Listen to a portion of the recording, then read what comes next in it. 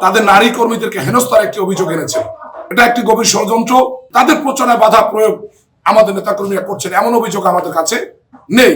ত্রয়োদশ জাতীয় সংসদ নির্বাচনকে কেন্দ্র করে দেয়াল ঘড়ি মার্কার প্রার্থী বাংলাদেশ জাতীয়তাবাদী দলের এবং ধানের শীষ প্রতীক সমর্থিত আমাদের কতিপয় নেতাকর্মীর বিরুদ্ধে এবং সমর্থকদের বিরুদ্ধে ঢালাওভাবে মিথ্যা এবং ভিত্তিহীন অভিযোগের প্রেক্ষিতে আজকের এই সংবাদ সম্মেলন।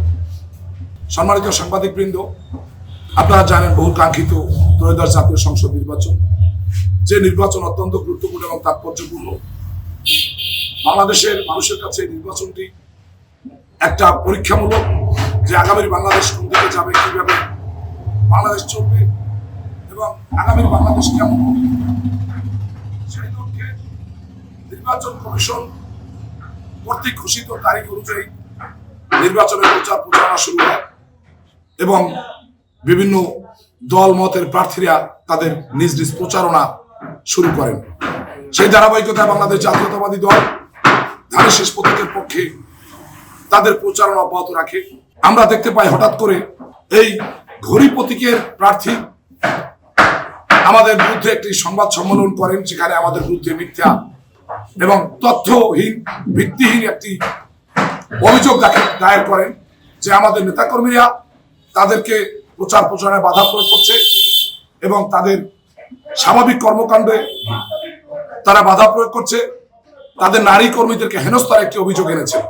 আমি বাংলাদেশ জাতীয়তাবাদী দলের পক্ষ থেকে আজকের এই সংবাদ সম্মেলনে আপনাদেরকে বলতে চাই, এটা একটি বাংলাদেশ জাতীয়তাবাদী দলের মতো ঐতিহ্যবাহী সংগঠনের নেতাকর্মীদের ভাবমূর্তি ক্ষুণ্ণ করা ছাড়া অন্য কিছু আমি মনে করি না।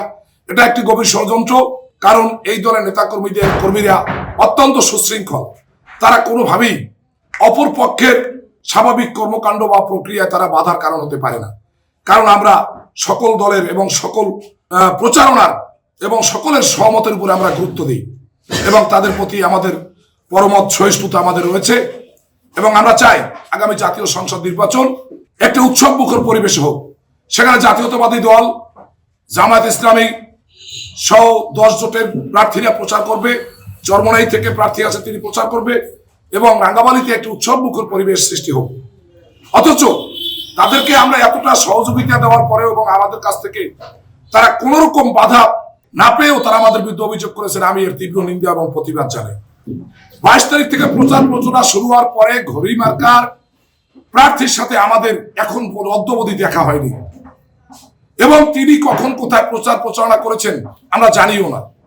আমরা আমাদের স্বাভাবিক কর্মকাণ্ড হাটে ঘাটে গ্রামে গঞ্জে উঠান বৈঠকের মাধ্যমে প্রচার চালিয়ে যাচ্ছি এবং তাদের নেতাকর্মীদের সাথে আমাদের অনেক সময় পথে দেখা হয়, কথা হয়, চা খাওয়া হয়, এক জায়গায় বসে আমরা আমাদের রাঙ্গামাটিকে নিয়ে কথা বলি, কিন্তু কাউকে কোনো ভয় ভিত্তি প্রদর্শন কিংবা তাদের প্রচারণায় বাধা প্রয়োগ আমাদের নেতাকর্মীরা করছেন এমন অভিযোগ আমাদের কাছে নেই।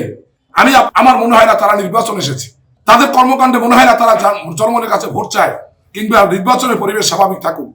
তাদের এই উস্কানিমূলক বক্তব্য, তাদের এই অস্পষ্ট এবং মিথ্যা বানানোর বক্তব্য আমাদেরকে বিব্রত করে, এদেশের সাধারণ ভোটারদের ভিতরে প্রভাব বিস্তার করে এবং সাধারণ ভোটাররা যখন নির্বিঘ্নে ভোট কেন্দ্রে গিয়ে ভোট প্রদানের চিন্তা করছে, তাদের এই বক্তব্যকে এখন সাধারণ মানুষ হুমকি হিসেবে নিচ্ছে, কারণ তারা এই পরিস্থিতি তৈরি করছে। প্রিয় সাংবাদিক ভাইরা, জাতির বিবেক, জাতির দর্পণ, আপনার কাছে আমাদের এই সাংবাদিক সম্মেলনের মধ্য দিয়ে আপনারা আমাদের সত্যটা তুলে ধরুন